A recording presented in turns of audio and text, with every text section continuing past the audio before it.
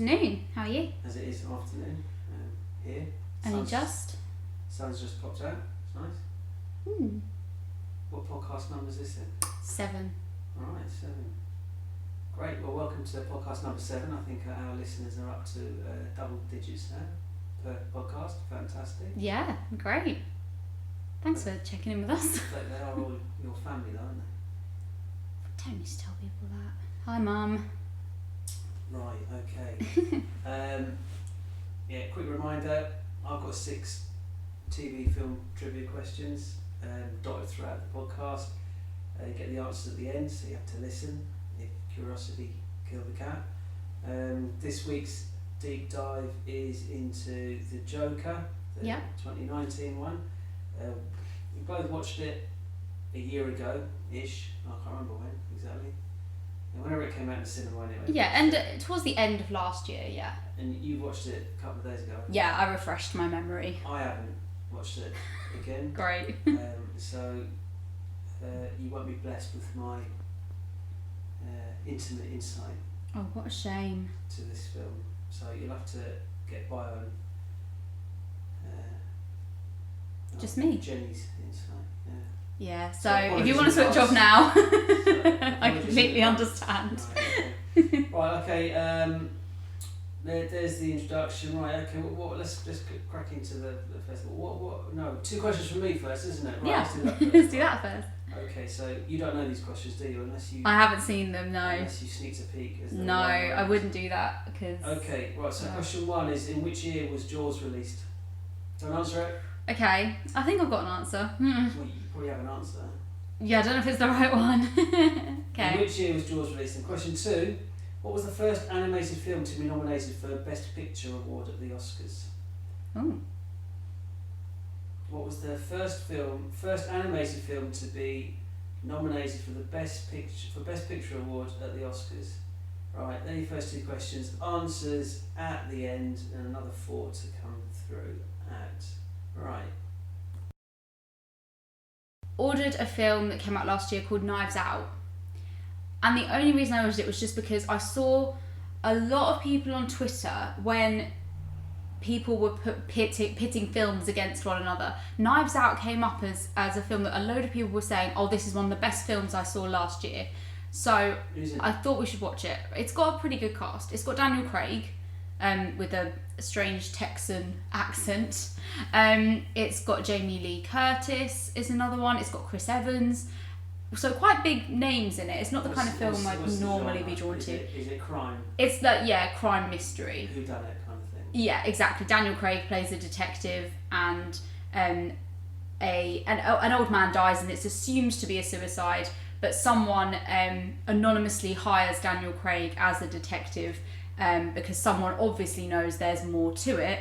And it was a good film. I enjoyed it, definitely. Glorified Agatha Christie?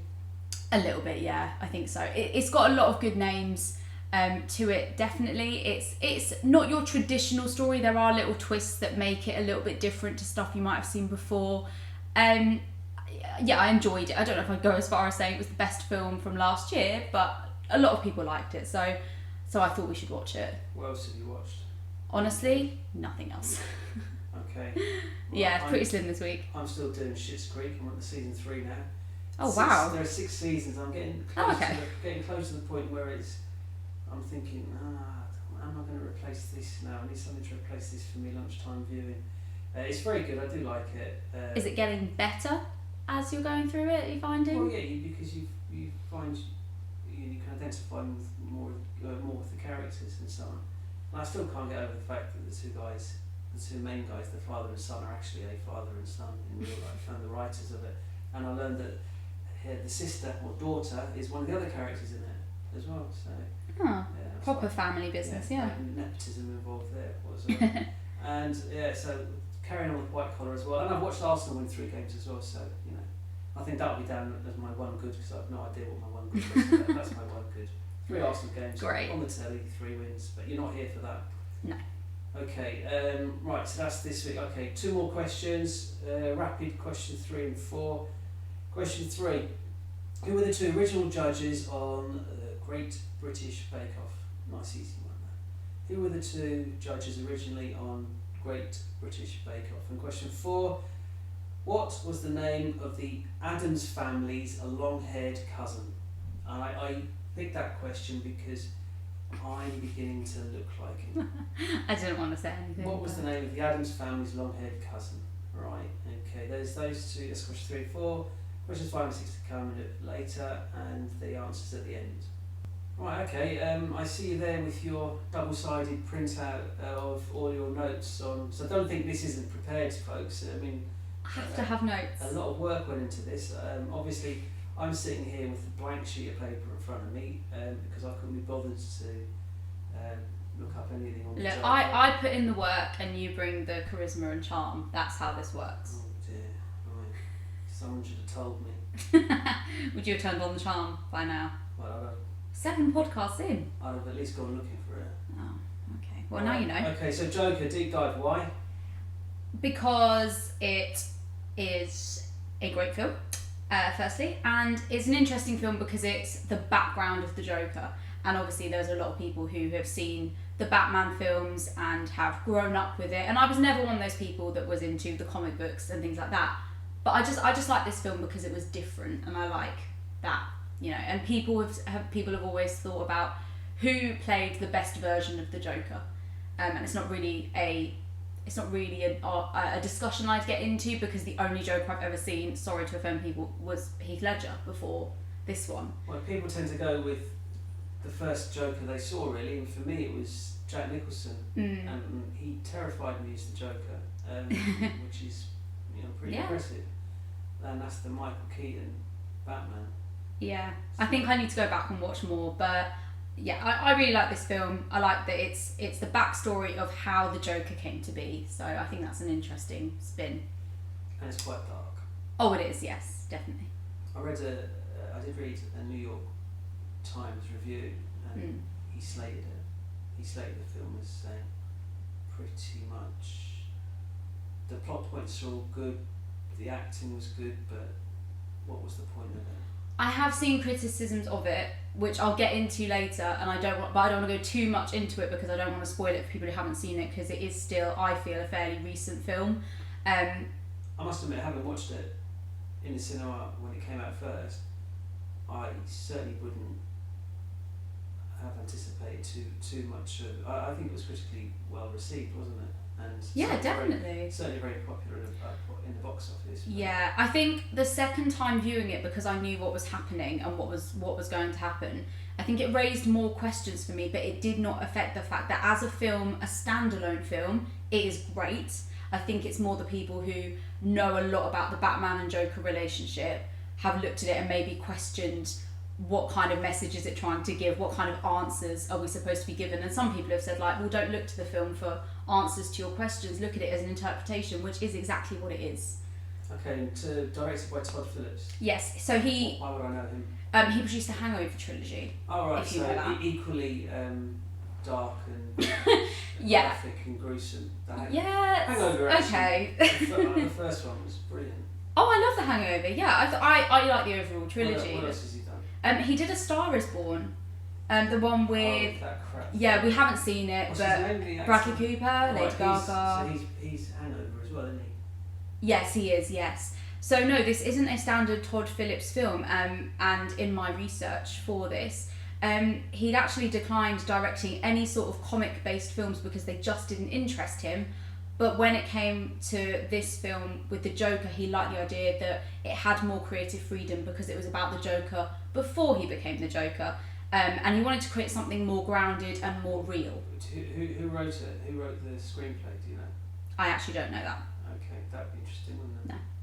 Okay, so not that much research. Okay, sorry. I look at the director, So I look at the actors. You said he had creative freedom with it, but he's working off a script, so I'm curious, maybe he co-wrote the... I think... You keep talking. From my research, you Google it. I think he might have done, because I read as well that Joaquin Phoenix, who plays Joker in the film, he had to lose a lot of weight for the role, and Todd Phillips was very concerned that they weren't going to be able to do reshoots. So the actors had to learn the script. They were given the lines pretty much while they were in makeup. They'd learn the lines and they'd shoot the scene in the day, because Joaquin Phoenix lost £52 for the role. Can I just say that Bradley Cooper, just mentioned him in the Hangover stuff, he co-produced the Joker as well. With Scorsese, I think Scorsese was also... The screenplay was written by Todd Phillips and Scott Silver.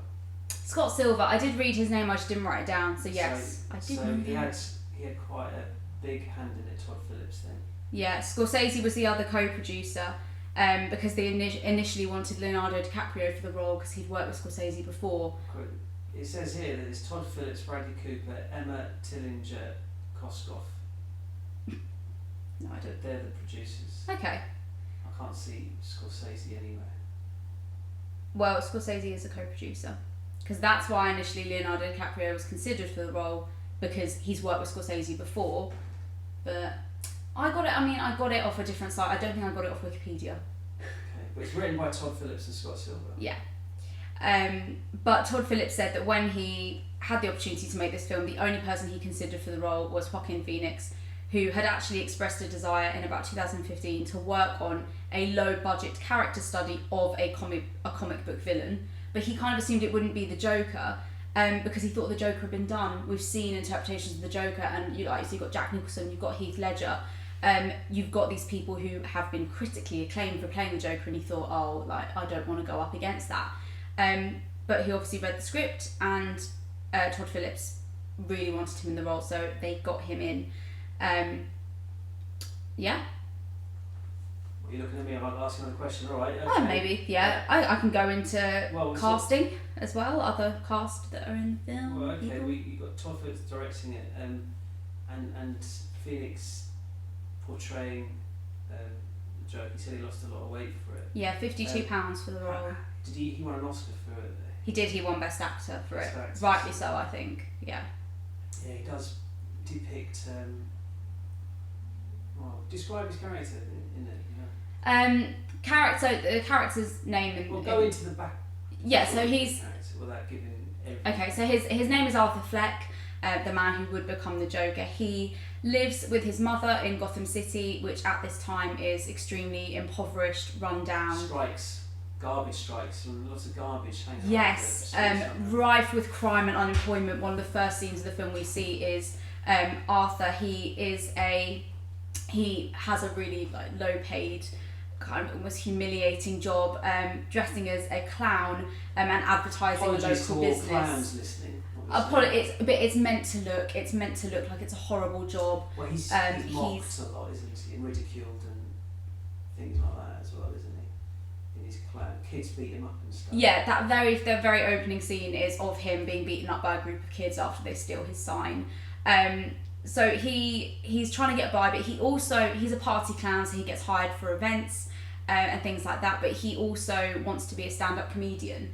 But you learn quite early on that the kind of jokes he makes are very dark. They're not funny at all. He has a weird, twisted sense of humour, as well as having a condition where he laughs at inappropriate moments. He laughs at things that are not funny, and he actually has to carry cards with him that he gives to people in public, where he's like, I'm sorry for laughing, I have a condition.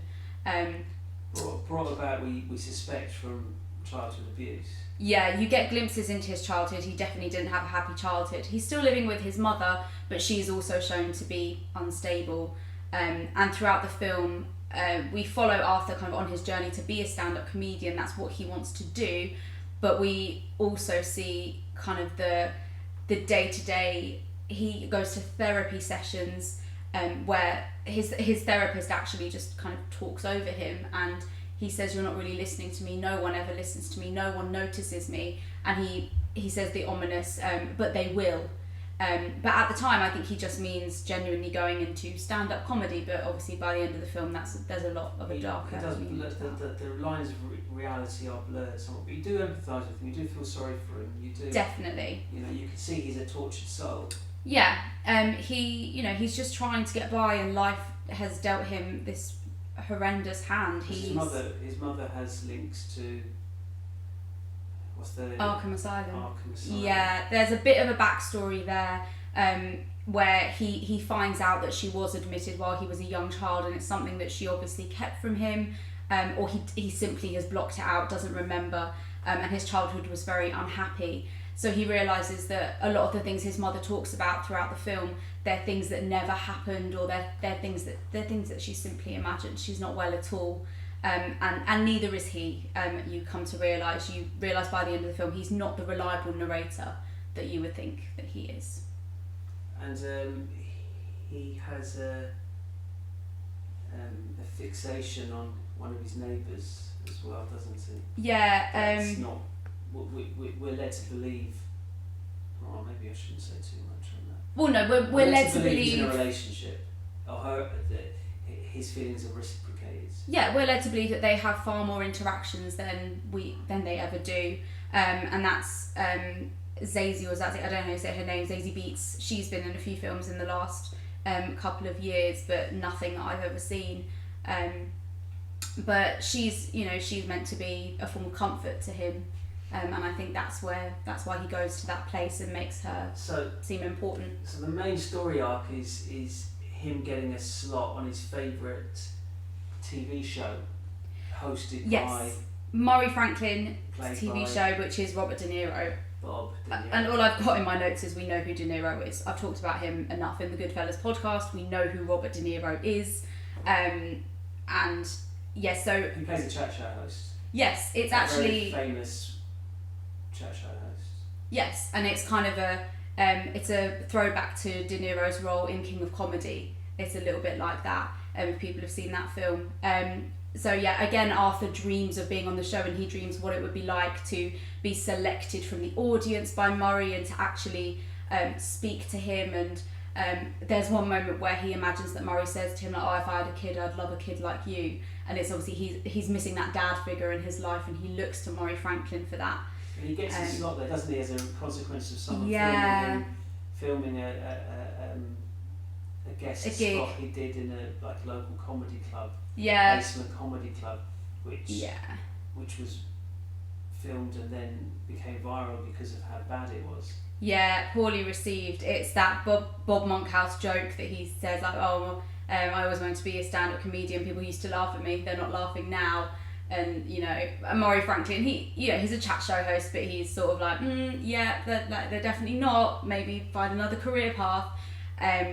But he does get the call, and he does eventually go on the show. So he does achieve his lifelong dream.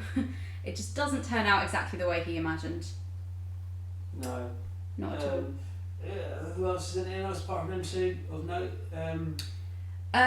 Well, other than Frances Conroy as Arthur's mother, the other notable character, I suppose, is Thomas Wayne is in it, who's played by Brett Cullen, and he is Bruce Wayne's father. Do Bruce Wayne and I can't remember and the Joker actually meet? Yes, so only briefly. So the link here is that Penny used to work for Thomas Wayne's family. Penny? The mum. Okay. Arthur's mum.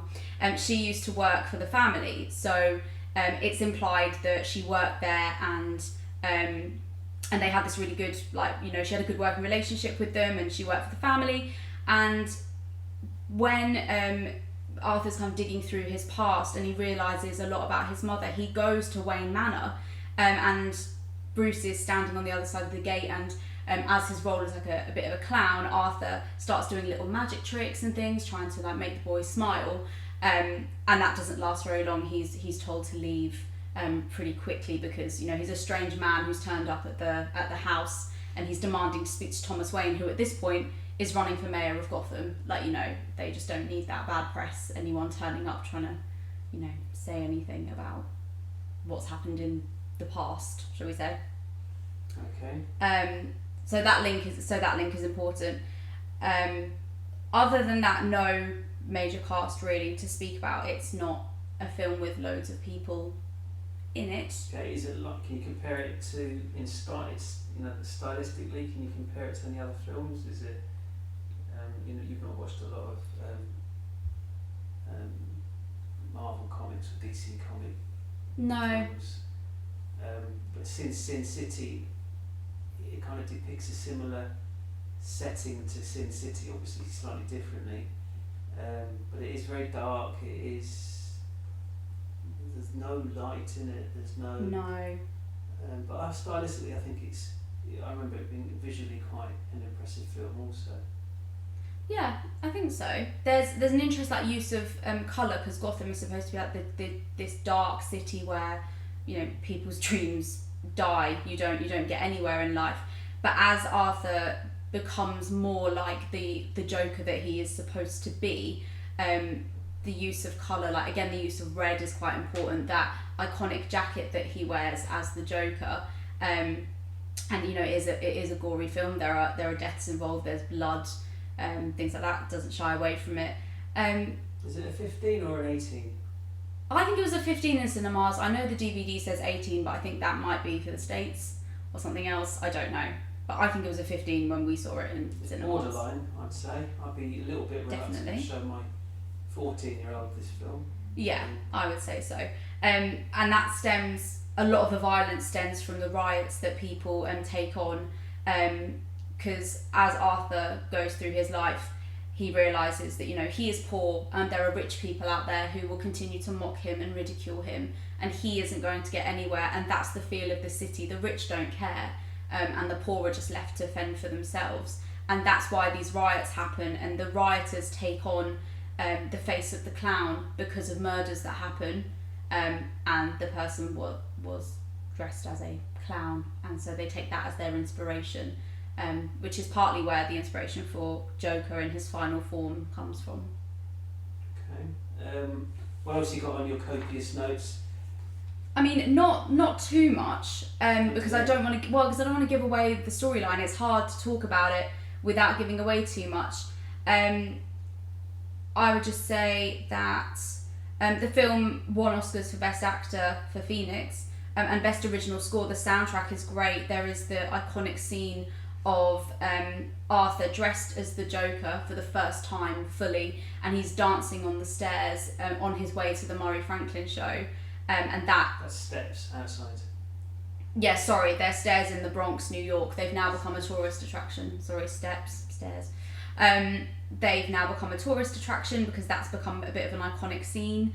But other than that, it was nominated in most other categories that it could be nominated for, like director, adapted screenplay, cinematography, costume, editing. It didn't win anything else, but I think everyone tipped. What's it go up against? Oh God, 1917 it went up against. It went up against... Oh, we talked about this so many times because we talked about 1917, so I've talked about the films that it would have gone up against. Off the top of my head, I don't know. I just remember 1917 and The Irishman it would have gone up against. I know you're the expert. I mean, I can Google the list. Right, great. So anyone who has made it this far is thinking, well, she's not that well prepared, is she? Well, I am prepared, but normally we don't talk about these things. I just go through what I've written down and we take it as it is. So everything you know is written down? Oh dear. Well, most things, because I could talk about it more, but I don't want to spoil it. Oh, Parasite, of course, that one, Best Picture. Ford versus Ferrari, Once Upon a Time in Hollywood, Jojo Rabbit, Little Women, Marriage Story, blah, blah, blah, blah. There's loads of films that it went up against. There's loads of films it went up against. Okay, I'm cutting that out. There's loads of films that it went up against. Okay, well, you've got trivia then. What trivia have you got for it? Well, I've kind of gone through it, but the other thing I was going to say was the laugh that the Joker does. That it's a creepy, terrifying laugh, but it's also childish. There's something quite innocent about it as well. It's really hard. Like Phoenix said, he wanted the laugh to make the character something that they couldn't identify with him. They didn't want the audience to necessarily identify with Arthur Fleck as the Joker, because it's not necessarily about getting sympathy for him, because what he does is, in the film, a lot of it is unforgivable, and it's stuff that, you know, now you understand why Batman fights the Joker. But then a lot of people have said, well, Batman is commended for his heroism and for getting rid of the bad guys, but when you look at the Joker's life, you know, is he too just trying to get rid of the bad guys? But to him, the bad guys are different people who Bruce Wayne would be, you know. I mean, obviously, Bruce Wayne's parents die. Spoiler alert if you've never seen Batman. And that plays a part in the film as well. And while that might not necessarily be down to the Joker directly, it's this, that's one of the critiques, is like, well, how can we maybe say that what the Joker's doing is completely wrong based on his upbringing, but some people are saying he's a villain. We need to let him be the villain. Yeah, I mean, you can't. There's only so far you can use someone's childhood as an excuse for Yes. acts committed as an adult. Yeah. So you're no more trivia.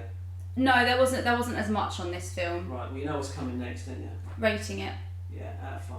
4.2. 4.2. I put it above Parasite, and I think it's because I went to this film purely because you wanted to see it, and I don't know if I'd have watched it because I'm not a fan of the comics and I'm not a fan of the films in general. I've never had a desire to watch them. I think I would now go back and see, but as a standalone film, not drawing in like questions about the rest of the franchise and Batman, I think it was a good film. I think Phoenix's performance is fantastic.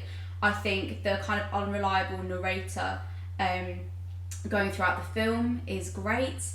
Yeah, I thought 4.2 I enjoyed was a it. bit low for you. That's what I was going to say. I mean, that's the thing. It's not my kind of film. It's not your cup of tea. No. So I wouldn't put it as high as something like Goodfellas or something like Vertigo, because they are films that I will go back to They are time your and time cup of again. Yeah. And I think Joker, I saw it the second time. I saw it for this purpose. I don't know when I'd watch it again. I think that's why it's got to be a 4.2. Now I've seen it twice. I think I'm good. Fine. Fine. Don't care. Right. Great. Okay, you're done on your Joker then. You've covered everything you want to. You don't I think so. give me an argument later. No, I think can I'm let you okay. talk. Because I've got a lot of stuff about the storyline, but I don't want to spoil it. Right. Don't So spoil no, I think I just say to people, go and watch it, and if you have, I'm assuming if you're a big fan of the Batman movies, you will have already seen it. But I would say go and read some of the arguments about the Joker Or if film you're and the not interpretations. like you, go and watch the film anyway, because a standalone film is good Yeah. entertainment and value. And I'm actually interested to see how I respond to the Joker in the Batman films now that I've seen this film, because even though this is an interpretation, this is not directly linked necessarily, I wonder how I'll look at the Joker now in those films. Okay. Right. We done? I'm done. Awesome.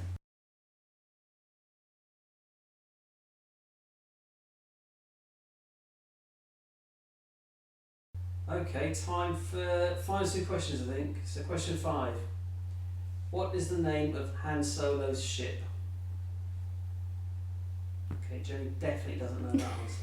I haven't seen Star Wars. I can tell from the facial expression she I can guess, but I don't think it's right.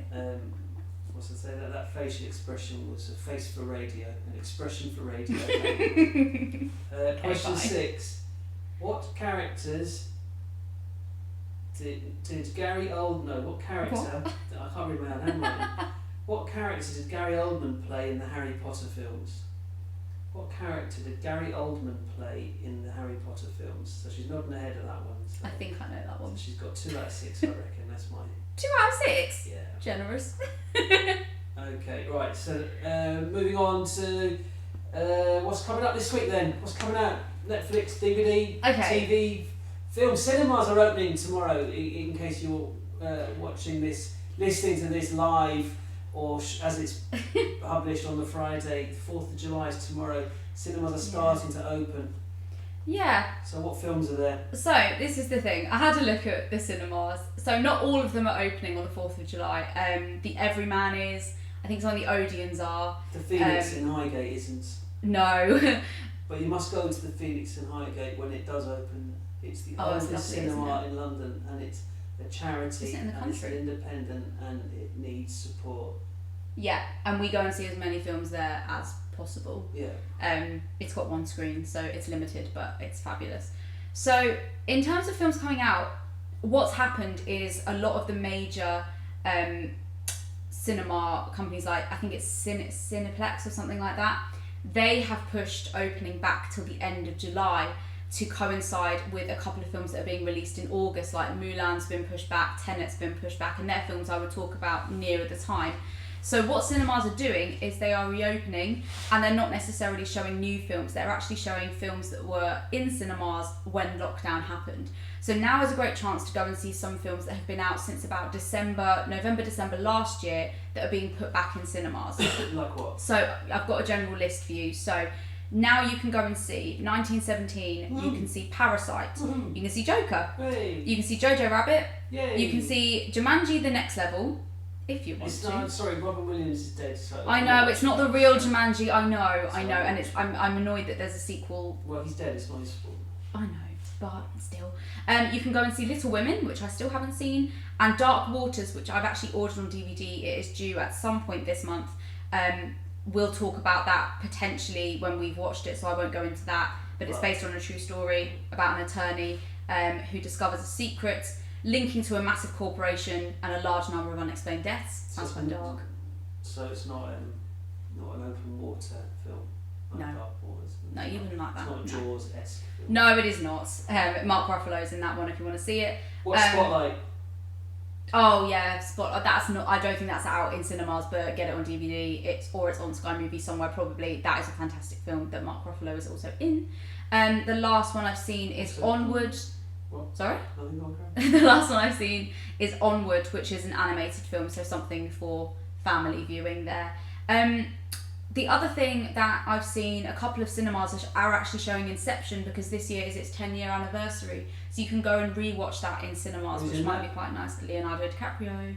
Who else is in it? Don't know, can't remember, saw it when it came out, forgotten. But that would be nice to go and see that again in cinemas if you want to. So nothing new really until August, so I'll leave it on that. But even stuff with Netflix and TV is stuff that's not necessarily coming this week. There's not a massive amount. So one film that is coming to Netflix is Black Klansman.